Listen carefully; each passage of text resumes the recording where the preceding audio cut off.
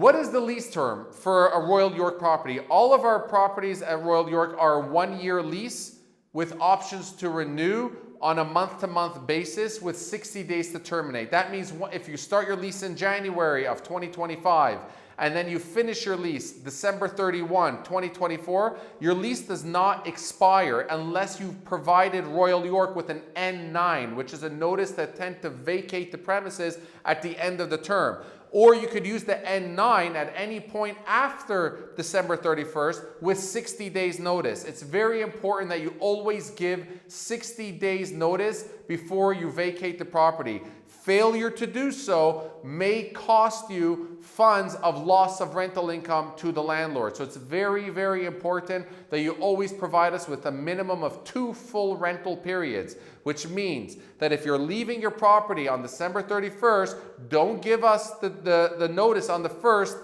of November. Give us the notice at the end of October so we know that we have 2 full rental periods to find a replacement. It's very important to understand that during that 2-month period, a landlord has a right to occupy your property to do showings. I don't mean by occupying it by, taking over your property, but they have a right to come in between 8 a.m. and 8 p.m. under Section 26 and Section 27 of the Residential Tenancy Act, where it stipulates for notices of entry. Of course, they'll give reasonable effort of notice. However, if you provided a landlord that you're going to be vacating the property, a landlord has a right to enter your property without 24 hours notice during the hours of 8 a.m. to 8 p.m. At Royal York, we'd still give 24 hours notice out of courtesy. However, legally speaking, a landlord does not have to give you 24 hours notice. They just have to give you reasonable effort of notice, a phone call, text message, email, knocking on the door. Hi, I have a showing.